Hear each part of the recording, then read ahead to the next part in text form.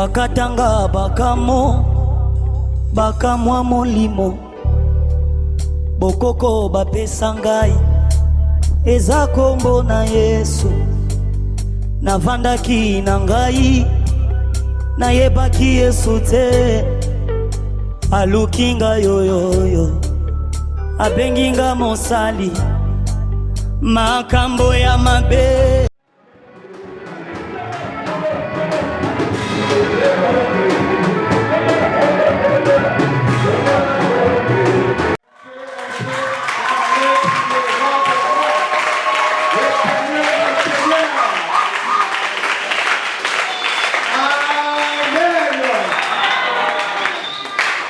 C'est comme ça la vie de l'Église. Amen. Amen. Pendant que vous êtes debout, je vais profiter qu'on prie. Nos yeux fermés, nous allons prier pour ces moments de partage. Éternel Dieu de toute grâce, nous te bénissons pour cette matinée de grâce. Car il t'a plu de nous compter parmi les vivants ce matin. Nous voici devant ta sainte face, Yahweh Shama. Parle à ma soeur, parle à mon frère, et parle à moi, Seigneur, car nous avons besoin de toi. Tu connais nos failles, tu connais nos manquements, mais au moyen de ta parole, tu es capable, car tout a été créé rien que par ta parole. Redresse nos vies, Seigneur, corrige, oriente, par cette parole de ce matin, où est moi, Seigneur, l'instrument que tu as choisi afin de communiquer la vie à ce peuple. Merci pour l'onction de ton serviteur, Sœur Walombe, qui est répandu sur nous et qui me permet de prêcher ce matin. Reçois la gloire, notre Dieu, pour tout ce que tu vas faire au milieu de nous ce matin. Au nom de ton Fils unique Jésus-Christ de Nazareth, qui revient bientôt, nous disons tous Amen. Amen. Est-ce que nous pouvons acclamer pour ce matin? Est-ce que nous pouvons acclamer pour Jésus? Amen.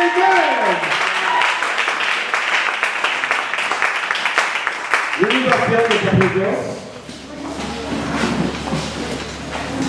Bien-aimés dans le Seigneur, nombreux ont abandonné l'Église. Nombreux n'ont plus la foi. Mais toi, tu es toujours là. Car les affaires de Dieu, c'est pour ceux qui vont persévérer. La couronne et la récompense, c'est pour ceux qui vont persévérer. Le chemin n'est pas facile. Mais Dieu est là pour nous faire grâce.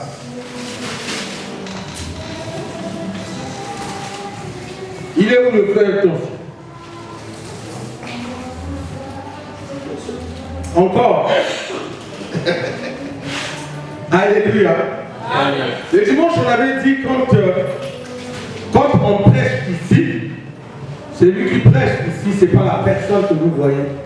Christ est dans son serviteur, donc c'est Christ qui prêche. Et pendant que Jésus se lève pour prêcher, toi tu prends la route, tu sors. Dimanche, pendant qu'on était là en train de prier, le frère Tonsi se retrouvait entre les mains de la police. C'est lui qui avait joué à la batterie. Pendant que la prédication commence, il sort. Il se retrouve au goudron là-bas, il s'est retrouvé en prison. Parce que les gens prennent les choses de Dieu à la légère. Dieu est ici. Quand tu sais que tu es occupé les dimanches, tu ne verras pas les gendarmes venir t'arrêter chez toi parce que tu n'es pas venu à l'église. C'est un problème d'être sérieux avec notre Dieu. Quand on vient au culte, finis le culte. Ne faisons pas les aventures ici, car il y a une malédiction qui rattrape ceux qui font l'œuvre de Dieu avec leur négligence. Heureusement que Dieu était avec lui. On ne lui a rien fait. On pouvait lui faire du mal. Vous connaissez bien la brutalité de nos militaires. Soyons sérieux avec Dieu nous-mêmes. Car Dieu aime les femmes et les hommes sérieux. Alléluia. Ce n'est pas ça l'objet de notre prédication, mais c'est une leçon qui est valable pour nous tous. Parce que nous avions toujours tendance de sortir.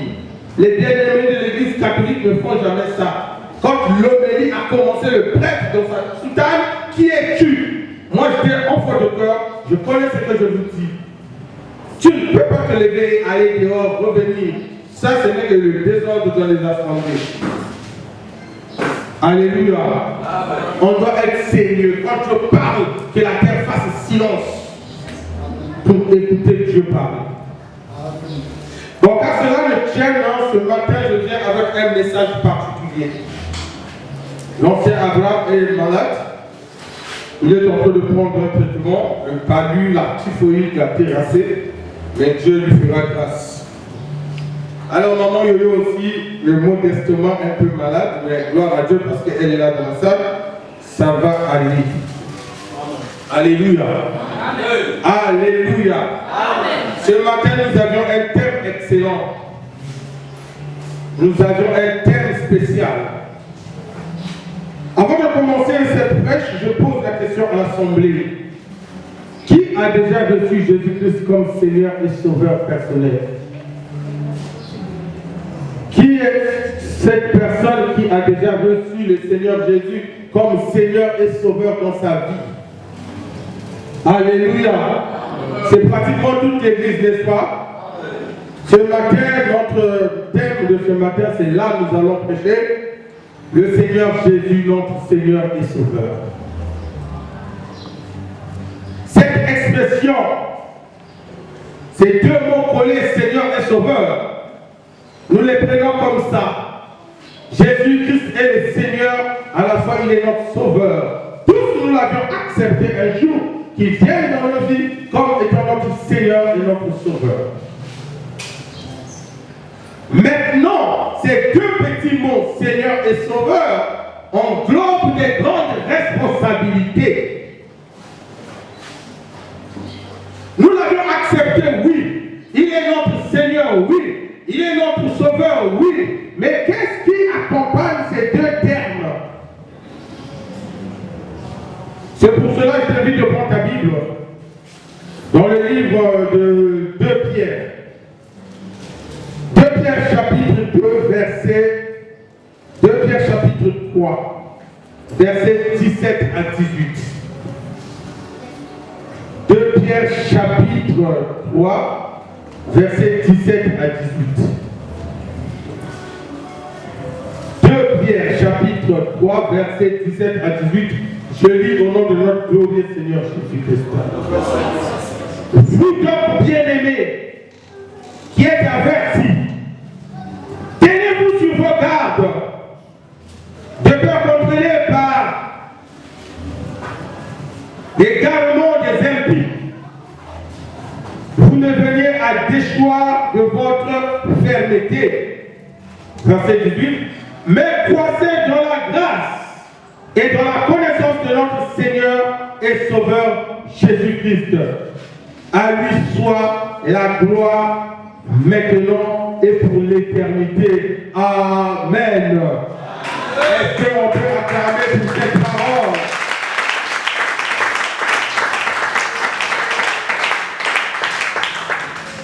Ici on nous dit, bien-aimés dans le Seigneur, vous qui êtes avertis, il faut rester sur nos gardes. Pourquoi nous allons rester sur nos gardes? Car le temps où nous sommes arrivés, c'est le temps où nombreux seront séduits. Et on nous demande de croître dans la grâce et dans la connaissance de notre Seigneur et Sauveur Jésus-Christ. C'est pour cela le dimanche passé, nous avions essayé d'avancer dans la connaissance de notre Seigneur et Sauveur.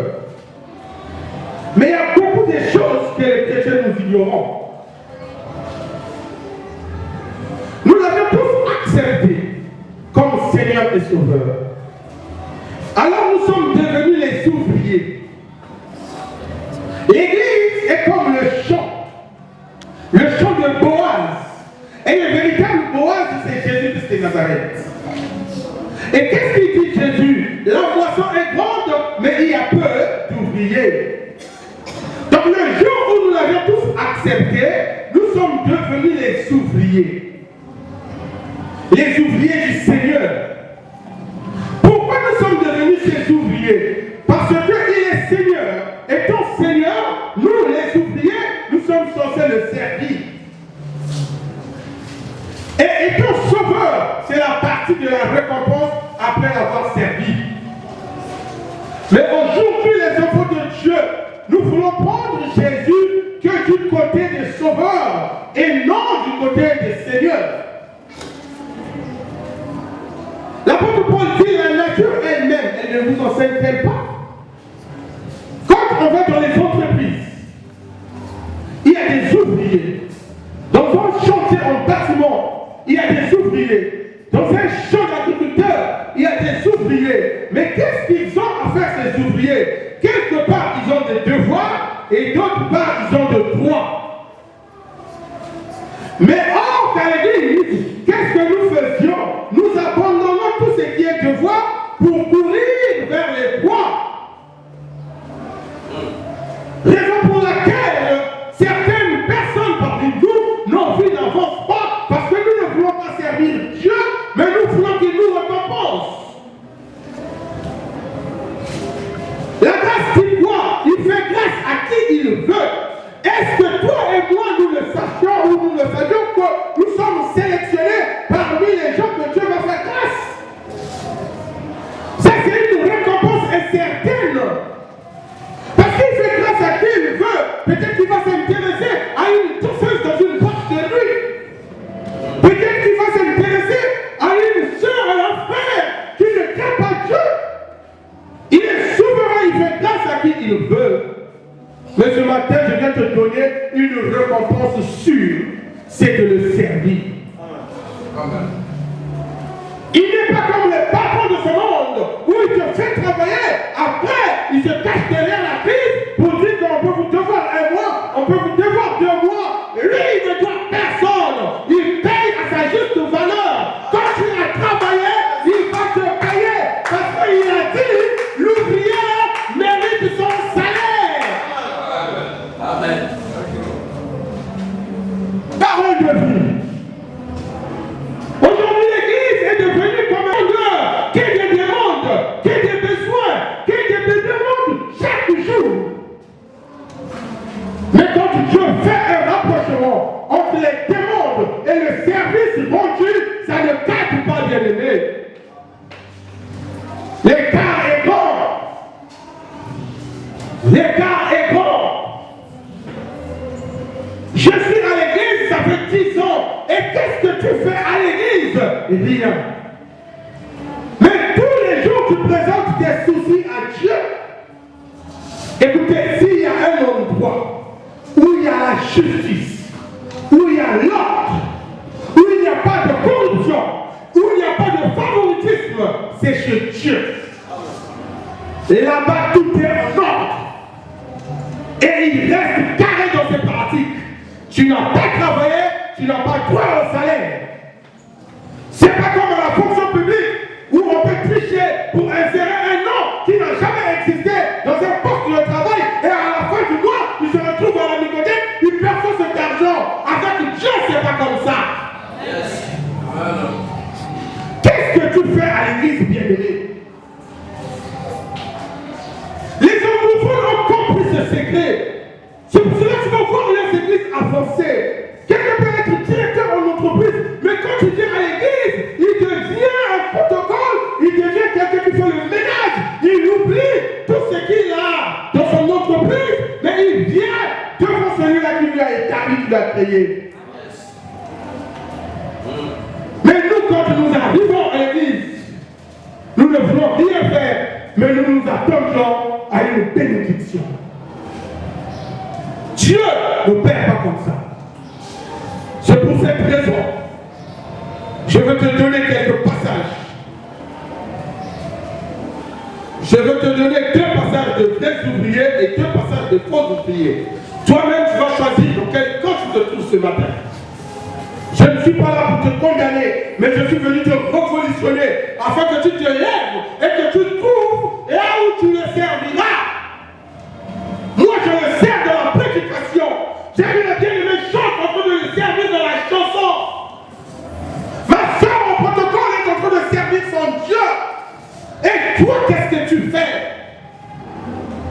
Dieu n'aime pas la paresse. C'est pour cela qu'il a donné le travail à Adam dans le jardin d'Éden. Qu'est-ce que tu fais à l'église? Dans quel domaine tu sers ton Dieu?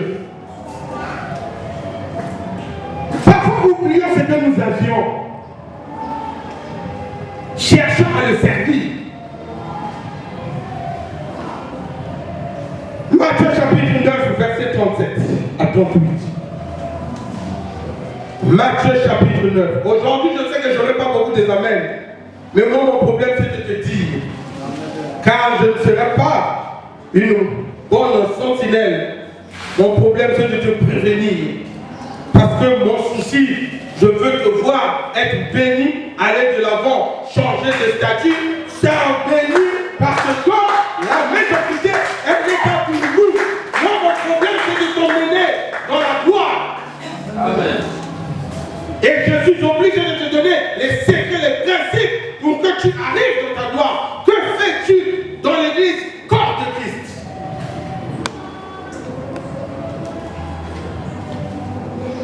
Quand tu arrives dans un département, si là-bas tu sens que les frères et les sœurs ne te reçoivent pas, change!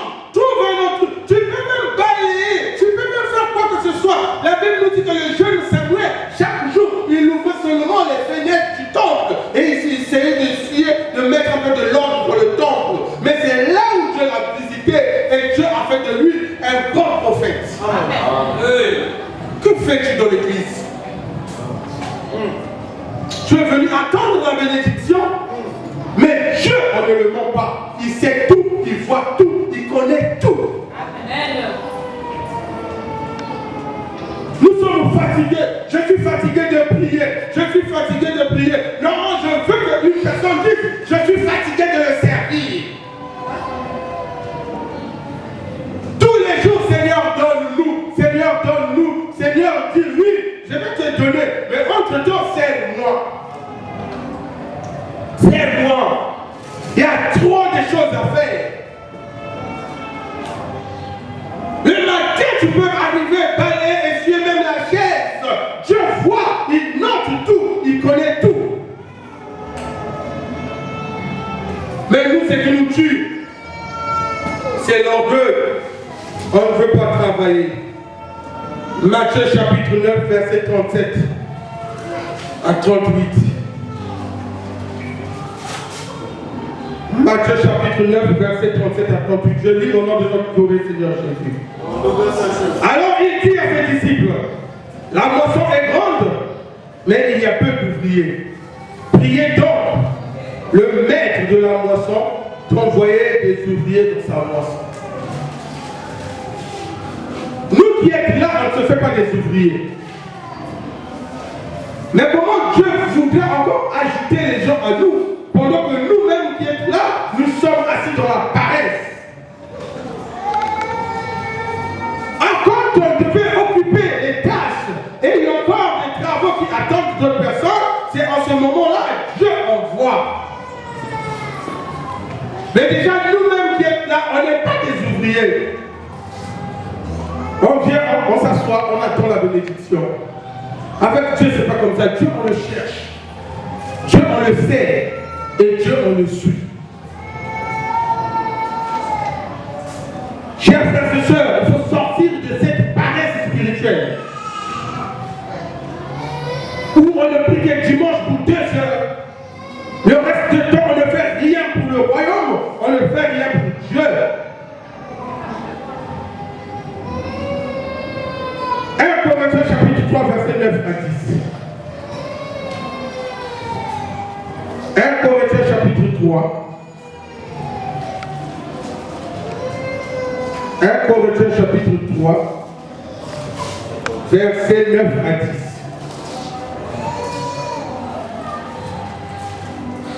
1 Corinthiens chapitre 3, verset 9 à 10.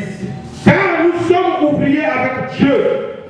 Vous êtes le champ de Dieu, l'édifice de Dieu, selon la grâce de Dieu qui m'a été donnée. J'ai posé le fondement comme un sage architecte et un autre bâtit dessus, mais que chacun prenne garde à la manière dont il bâtit dessus.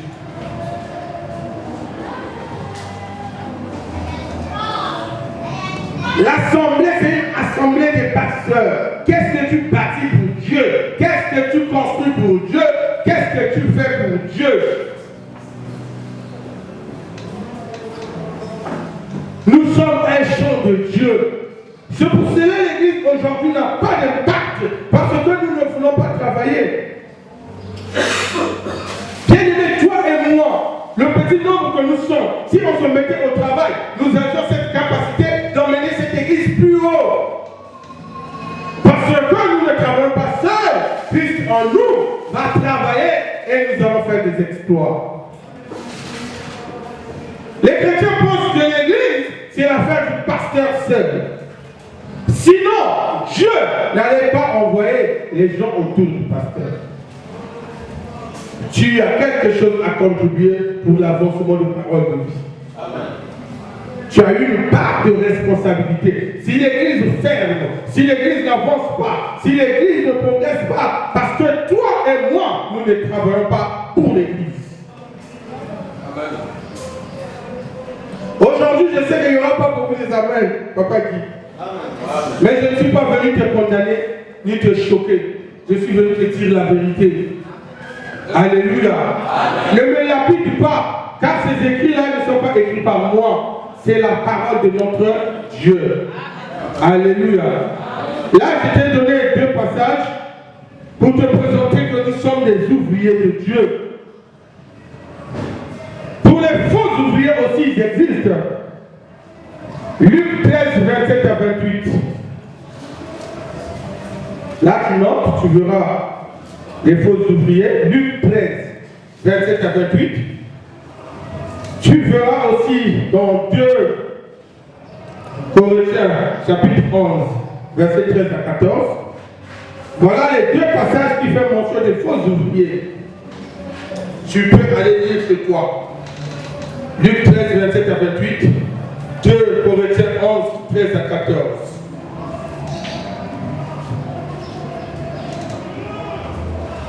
Nous sommes sur le Seigneur et Sauveur, Jésus-Christ de Nazareth. Chers frères et sœurs, nous l'avions tous reçu comme Seigneur et Sauveur, comme je disais, mais nous avions oublié la partie Seigneur.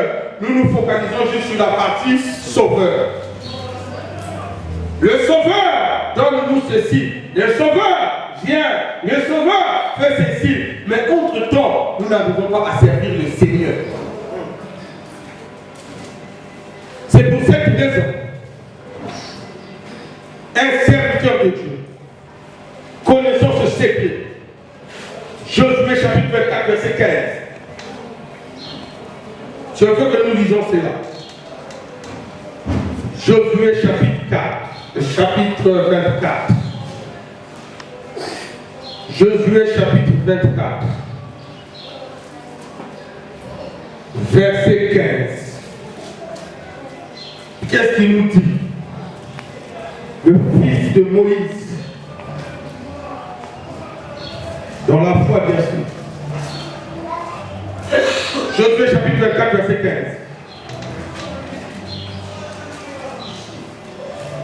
Et si vous ne trouvez pas bon de servir l'Éternel, choisissez aujourd'hui qui vous voulez servir. Ou les dieux que servaient vos pères au-delà du fleuve, ou les dieux des Amoréens dans le pays desquels vous habitez. Moi et ma maison, nous servirons l'Éternel. Alléluia. Amen. Ici, Josué connaissait le secret dans le service. Qui veux-tu servir, ma soeur? Qui veux-tu servir, mon frère? Josué, nous servirons l'Éternel. Mais nous, parfois, nous le servons en mettant de côté notre maison, en mettant de côté nos biens, en mettant de côté nos matériels. Nous venons le servir seuls. Mais notre argent ne le sert pas. Nos moyens, nos voitures ne le servent pas. Mais lui, Josué, il dit, moi et toute ma maison, nous servirons l'Éternel. Pour vous, si c'est les microcos, vous allez servir, allez-y. Si c'est les marabouts, allez aimer moi et ma maison, nous servirons l'Éternel. Alléluia. Amen. Alléluia. Amen. Deutéronome chapitre 10, verset 12.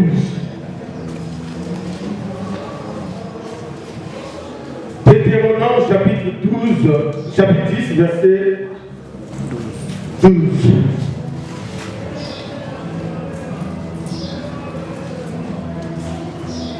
Deutéronome chapitre 10, verset 12. Maintenant Israël, que demande excusez-moi, maintenant Israël, que demande de toi l'Éternel, ton Dieu, si ce n'est que tu craignes l'Éternel, ton Dieu, afin de marcher dans toutes ses voies, d'aimer et de servir l'Éternel, ton Dieu, de tout ton cœur et de toute ton âme. Dieu parlait à Israël dans ce passage, mais aujourd'hui il parle à toi. Il dit qu'est-ce qu'il attend de nous si ce n'est pas pour le servir. Il ne nous a pas sortis du monde pour que nous puissions s'asseoir à l'église, comme l'église ça devient pour nous un pasteur. Nous sommes sortis du monde, c'est pour le servir. C'est ce qu'il attend de nous. Cher bien-aimé dans le Seigneur, tu dois servir ton Dieu. La récompense se cache derrière le service. Dieu, on ne peut pas le voler. Dieu, on ne peut pas les stocker. Dieu, on ne peut pas les dérober quoi que ce soit. Parce que Dieu, il voit tout, il sait tout, il est juste. Quand tu n'as pas servi, il ne te paye rien. Sinon, après ce que tu sois dans le lot de ce dont tu feras grâce. Amen. Mais ça, c'est incertain. C'est pour cela que Dorcas Capita, après avoir œuvré au milieu de veuves et des orphelins, le jour où elle est morte, on appelait Pierre. Pierre est venu, les veuves pleuraient. Quand les veuves pleuraient, qu'est-ce que les veuves faisaient? Les veuves présentaient les œuvres de Tabitha à Dieu. Qu'est-ce que tu as mis dans le livre de souvenirs? J'aime la chanson Je rappelle à Dieu. Toi et moi, qu'est-ce que nous allons rappeler à Dieu? Il est temps, frères et sœurs, de saisir les choses et de servir Dieu. Parce que ce que lui, il attend de nous, c'est le servir. Quand vous allez bien regarder nos vies ne diffèrent pas avec ceux qui ne prient pas. Parfois, ils nous dépassent même en avantage. Parfois, nous courons encore derrière les païens de ce monde. Mais si nous pouvons le servir, dans Malachie 3, verset 18, la Bible dit, vous verrez la différence entre celui qui me sert et celui qui ne me sert pas. Dieu va te différencier de tes frères, de tes sœurs biologiques, une fois que tu rentres dans le service. Dieu va te différencier avec les païens de ton quartier, une fois que tu rentres dans le service. Mais si tu ne sers pas Dieu, tu ne seras pas différent des païens qui ne connaissent pas Dieu. Amen. Il dit, vous verrez la différence. Pourquoi la différence sera visible? Parce que la gloire de Dieu est visible. Jésus a dit à la sœur de Lazare, ne t'ai-je pas dit, si tu crois, tu verras. La gloire de Dieu est visible. C'est pour cela ici dans Malachie 3, verset 18, il dit, vous verrez la différence entre celui qui me sert et celui qui ne me sert pas. Écoute-moi ce matin, tu n'es pas différent de tes frères qui ne prient pas parce que tu n'avais jamais servi Dieu. Mais si tu te trouves une place, tu te crées un service, Dieu te bénira par rapport à ton travail que tu fais pour lui. Alléluia. Amen. Alléluia. Amen. Ne sois pas comme un spectateur qui vient les dimanches pour regarder les modérateurs, pour regarder les chants, pour regarder les prédicateurs, et à la fin, tu repars chez toi. Non. Tu dois créer quelque chose à faire. Combien même tu es occupé, combien même la vie professionnelle te coince, en ce moment, qu'est-ce qu'il faut faire?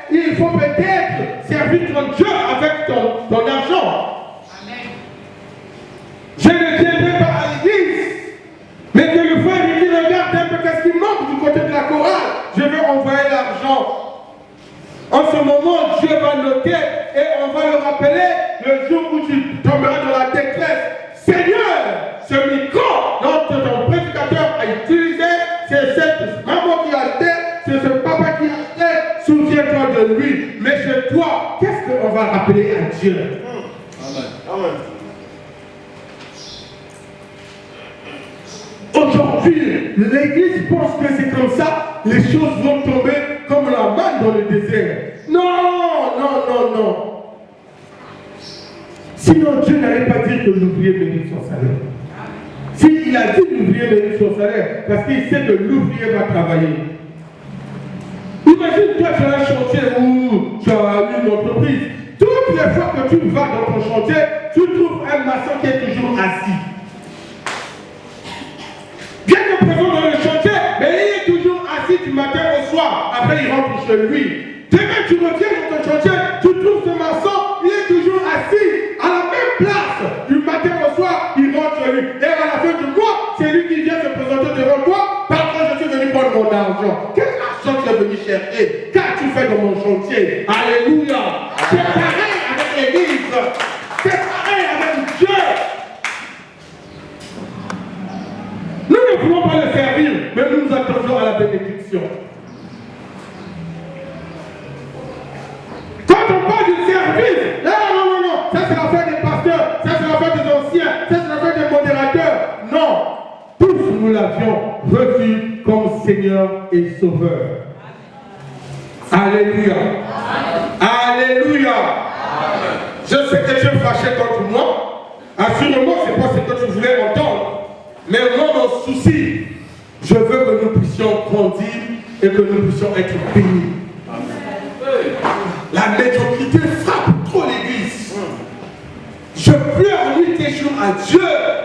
Qu'est-ce qui se passe avec l'Église? Est-ce que toutes ces promesses-là, ce ne sont que des promesses mensongères? C'est là où Dieu va te dire, tu dois le servir. Amen. Alléluia. Jeune sœur, jeune garçon, ne vois pas ton âge. Rentre dans le service. Cherche ce que tu peux faire. Il faut même étonner le pasteur. De la même manière que tu vas bouleverser le pasteur, c'est de la même manière que Dieu te récompensera. Le pasteur est parti à Brazzaville. Quand il reviendra, il viendra trouver comme il avait laissé. C'est comme si on était tous des inaptes. C'est comme si on est tous malades. Qu'est-ce qui nous empêche de servir Dieu? Aujourd'hui, le poids est devenu notre partage. La honte, la confusion. Et par ce passage, tu vas comprendre pourquoi Dieu ne nous honore pas. Jean chapitre 12, verset 26. C'est par là que nous allons atterrir. Jean chapitre 12. J'aime l'apôtre, il a dit des choses. Jean chapitre 12, verset 26.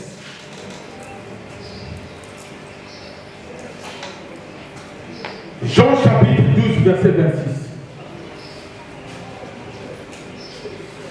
Je veux qu'un modérateur lise cela à haute voix. Jean chapitre 12, verset 26. Jean chapitre 12, verset 26. Oui. Si quelqu'un me sert, qu'il me suive. Qu'il me suive. Et là où je suis, yes. Là aussi sera mon serviteur. Là où je suis, là aussi sera mon serviteur. Là aussi sera mon serviteur. Si quelqu'un me sert, yes. Le Père l'honorera. Le Père l'honorera. Esika bato bazola pidenga na mabanga. Soki makambo lekelinga moto. Nalukaka kombo na Yesu. E kompranaka nga tango na sili maloba. Ebi sengeli. Samuela ya po maloba mosusu ebakisama. Yesu oyo akatisanga mondelo bato bakatela ngai.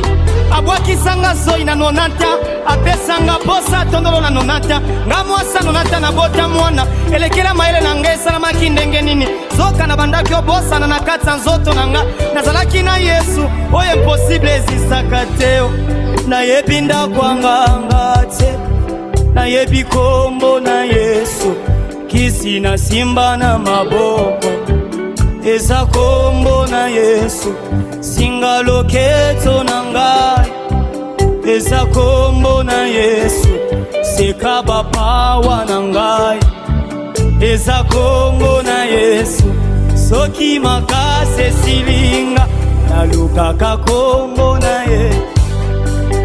Autorité morale Yesu. J'aimerais chanter avec mon papa Michel Bakenda. Oh, je sais que dans cette atmosphère